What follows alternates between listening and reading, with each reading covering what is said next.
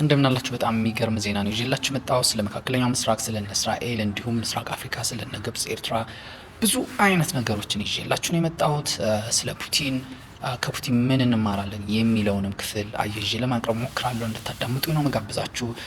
እንግዲህ በትላንትናው ዕለት የተጀመረው የኢራንና የእስራኤል ግጭት ቆሟል። የቆመበትም ምክንያት ትራምፕ አልጀዚራ ይዞት እንደወጣው ማለት ነው።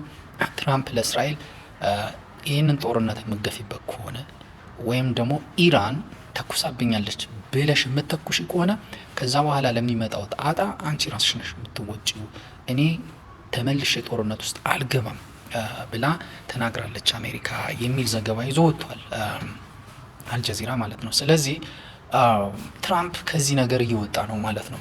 በቃ ይህ ጦርነት እንዲቀጥል አይፈልግም።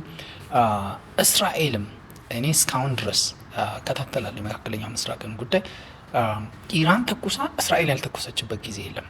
እስራኤል ተኩሳ ኢራን ያልተኮሰችበት ጊዜ የለም። በቃ ሁለቱም ሲመላለሱ ነው የሚኖሩት። አሁን እስራኤል አሜሪካ ባለችው መሰረት ቃሏን አክብሬ አልመለስኩም ለሰላም ስል ብላለች ማለት ነው። ሌላ አሜሪካ ምን አለች ብትሉ ደግሞ የእስራኤልና የአሜሪካ ፍላጎት በኢራን ላይ የተለያየ ነው ብለዋል። ምን ማለት ነው? ታርጌታችን አንድ አይደለም፣ ጎላችን አንድ አይደለም። መጀመሪያ ግን አንድ ነበር ነው ይሉ የነበረው። የአሜሪካ አፍንጫ ሲመታ የእስራኤል አይን ያለቅሳል። የአሜሪካ አይን ሲመታ የእስራኤል አፍንጫ ምንድን ነው? እንደዛ ነገር ነበረ ነገሩ። በቃ እጅና ጓንት ነበር ጨዋታው። አሁን ተለውጧል። እስራኤል ሪጅን ቼንጅ ነው የምትፈልገው። የሚሳኤሎች ቁጥር እንዲታወቅ ትፈልጋለች። ይሄ ኢራን ከዚህ በላይ ሚሳኤል ማምረት የለባትም። ይሄን ያህል ኪሎ ሜትር መጓዝ የሚችል ቁጥሩ ይሄን ያህል ምናምን ብላ ብዙ ነገሮችን ገደብ ማውጣት ትፈልጋለች። በኢራን ጉዳይ ብዙ ነገሮችን በቃ ሉዓላዊ መብቷን የሚነኩ ብዙ አይነት ቅድመ ሁኔታዎች አላት እስራኤል። አሜሪካ ደግሞ በዋናነት አሁን ይዛ የመጣችው የኒውክሌር ጉዳይ። ኒውክሌሩ አሁን እየወጡ ያሉ ዜናዎች ማለት ነው 3.67 ደረጃው ማለት የጥራት ደረጃውን ወደዛ አውርዳ ለተለያዩ የኃይል ማመንጫዎች እንድትጠቀም ፍላጎት አላት። ከዛ በላይ ለኒውክሌር መሳሪያነት እንዳትጠቀም የሆርሙዝ ሰርጥን እንድከፍት ወደ ነበረበት እንድመልስ አይነት ነው ድርድሩ። በሌላ ነገር ወዳጅ ሆነን አብረን እንኖራለን። ፕሮክሲዎቹ እነ ሂዝቦላ እና የመሳሰሉትንም እነሱንም በሰላማዊ መንገድ የሆነ የሚፈታበትን ሁኔታ ለመፍታት ነው። በቃ ወዳጅ ሆኖ እንጂ በጠላትነት አንፈላለግም የሚል ፍላጎት ነው ያላቸው። ለእስራኤል ይሄ የማይዋጥ ነገር ነው። እስራኤል የዚህ አሁን የምናየው አይነት ሚሳኤል እየተመረተ የሚተኮስባት ከሆነ ወይንም ኢራን ይህንን ነገር የምታዘጋጅ ከሆነ የኢራን ጥያቄ ፍልስጤምንም የሚያካትት ከሆነ የፍልስጤም ነጻ ሀገርን ጉዳይ የሚያካትት ከሆነ ወደ ጋዛ በዘመተች ቁጥር ሊተኮስባት ነው። ወደ ዌስት ባንክ በሄደች ቁጥር ሊተኮስባት ነው። ብዙ አይነት ነገሮች አሉ። የእስራኤል ጥያቄ አሁን ሐማስ አይደለም፣ ሂዝቦላ አይደለም፣ መሬት ነው። የመሬት ፍላጎቷን ለማሟላት በምታደርገው እንቅስቃሴ ሁሉ ኢራን ሁልጊዜ ሚሳኤሎቿን ትጠቀማለች ማለት ነው። አሜሪካ በዚህ ጊዜ ኢንተርሴፕት የምታደርግበት መሳሪያ ልሰጣት ትችላለች እንጂ ከእስራኤል ጋር ሄዳ አትዋጋም ማለት ነው። አባባሉ ይሄ ነው። ይሄ ከፍተኛ ልዩነት ነው። ከፍተኛ አሁን በዚህ ሰሞን የተነገረ ከፍተኛ ልዩነት ነው። ይሄ ለምርጫው ተብሎ የመጣ ታክቲክ ነው ወይ? ትራምፕ ምርጫውን ለማሸነፍ አሜሪካ ፈርስት የሚሉ ደጋፊዎቹን ለማስደሰት ያመጣው ነገር ነው ወይ? ወይስ ይሄ ቋሚ የሆነ የአሜሪካ ፖሊሲ ይሆናል በመካከለኛው ምስራቅ ጉዳይ? ምክንያቱም እስራኤል የአካባቢ ሱፐር ፓወር መሆን ትፈልጋለች። ኔታንያሁም ብለዋል፣ እኛ አሁን ሱፐር ፓወር ነን፣ እንደውም ከዓለም ሱፐር ፓወሮች መካከል አንዱ ነን እያለ ነው። ፕላስ ደግሞ ከአሜሪካ ጥገኝነት ይወጣ የጦር ኃይል እንዲኖረን እንፈልጋለን ብሏል። እና ይህንን ስታዩ ይሄ እስከ መቼ ነው? የትራምፕ እንዲህ ወጣ ብሎ መናገር አሜሪካ ውስጥ ያሉ አይሁዶች በብዙ ነገር ጠንካሮች ናቸው፣ ማህበራቸው ተጽዕኖቸው ከፍተኛ ነው ይባላል። ይሄ ይቋቋማሉ ወይ? ወይንስ ለጊዜው ነው? ወይንስ በቀጣይ ምርጫ የሚቀለበስ ነገር ነው? የምናየው ይሆናል ማለት ነው።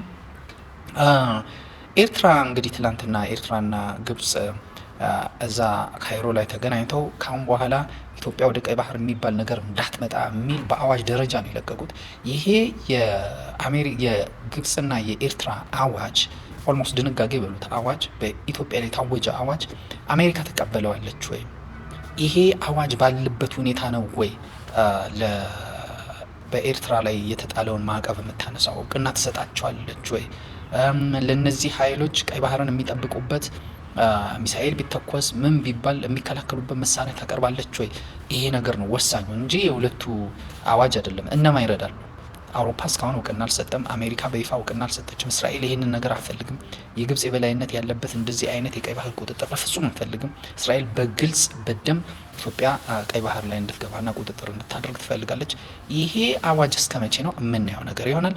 እንዲሁም እንግዲህ ግብጽና ኤርትራ አቋቋሙት የሚባለው ጽምዶ የሚባለው ኃይል ኢትዮጵያን በምዕራብም በሰሜንም በምስራቅም የመክበብ አላማ ይዞ እየተጓዘ ነው። የት ይደርሳል፣ ምን ያደርጋል የሚለውን ነገር በደንብ እናየዋለን። አሁን ከፑቲን ምን እንማራለን የሚለውን የተወሰነ ነገር ነግሬያችሁ ልጨርስና እያስፋፋሁት እሄዳለሁ ማለት ነው። በቀጣይነት እንግዲህ እኔ ስለ ፑቲን ስነግራችሁ ማለት ስለ ሶቪየት ህብረት ከ1922 እንደ አውሮፓውያን አቆጣጠር እስካሁን የፑቲን አመራር ድረስ ያለችውን የራሻን ሁኔታ መነጋገር ለኢትዮጵያ ፖለቲካ በጣም ወሳኝ ነው። እንዳውም በኮርስ ደረጃ የሚሰጥ እንዲህ ቶፒክ ይዘንበት በሰፊው በትልቅ አዳራሽ ልንነጋገርበትና ልንማርበት የሚገባ ነገር ነው ብዬ አስባለሁ። ኢትዮጵያ ውስጥ ያለው አሁን የተለያየ መናቆር በሉት ምንም አይነት ነገር በሉት የዛ ትክክለኛ ነጸብራቅ ነው ብዬ ነው ማምነው። እንግዲህ አሁን እንዲሁ አንድ ላይ ላንሳውና ነገሩ ሩሲያ ውስጥ ማለት ያኔ ሶቪየት ህብረት ማለት ለምሳሌ ስታሊን ማለት ጆርጂያዊ ነው ብሄር አያምንም እሱ ብሄሩ። ነገር ግን ይታገል የነበረው አንዲት ራሻ ታላቋን ራሻ ማየት ነው የሚል ነው። ከሌኒን አንድ አይደለም። ሌኒን ኢንተርናሽናሊስት ነው የሚባለው፣ ዓለም አቀፋዊ ዜግነት ነው። እኔ ራሻዊ የሶቪየት ህብረታዊ የሚባል ነገር አያገባኝም አይመለከተኝም የሚል ነው። ስታሊን ደግሞ ታላቋ ራሻ ዜግነት የሚባለው ነገር ይሄ ሲቪክ ናሽናሊስት የሚባል ሰው ነው። ወረድ ስትሉ ደግሞ ጆርጂያ ለጆርጂያውያን፣ ዩክሬን ለዩክሬናውያን፣ አዘርባጃን ለአዘርባጃውያን የሚሉ ደግሞ ቡድኖች ነበሩ። በቃ ብሔርተኞች። ይሄ ብሔር የትኛው ብሔርተኞች ናቸው? ይሄ ኦልሞስት እኛ አሁን የምንጠራው ይሄ የጎሳ አይነት ቅርጽ አለው የምንለው ማለት ነው። እና ሌኒን ከሞተ በኋላ እንግዲህ ስታሊን ቦታ ይዞ አንደኛ ቦልሼቪክ የሚባለውን ፓርቲ ስሙን ቀየረው እና ዩኒየን ኮሚኒስት ፓርቲ ሶሻሊስት ዩኒየን እንደዚህ ብሎ ጠራው እና ያ ፓርቲ እንደዛ መሰለኝ እንትኑ ጠፍቶብኝ ነው አየውና እነግራቸዋለሁ እንደገና እና እንደዛ ነው። ከዛ በኋላ ይሄ ፓርቲ አላማው ምን ነበረ? ከሌኒን የተለየ ምንድን ነበረ? ራሻን ይሄ ራሻ የእንትን ዩኤስኤስአርን በቦርደር ያውቃታል። ቦርደር አላት ብሎ ያምናል። ልክ እንደ አሜሪካ ቦርደር እንዳላት ካርታ እንዳላት ይሄ ካርታ የሌኒን ክፍት የነበረው ሁሉንም የፈለገ ሪፐብሊክ ይምጣ ማካተት እንችላለን የሚለውን ምዕራፍ ዘጋው። ቦርደሩን ሙሉ ለሙሉ ይኸው ይሄ ስቴት ነው፣ ይህንን ሀገር ነው ታላቅ የምናደርግ ብሎ ኮሚኒስት ኢን ዋን ካንትሪ የሚል ኮሚኒስትን በአንድ ሀገር ብቻ የማድረግን ነገር ይዞ መጣ።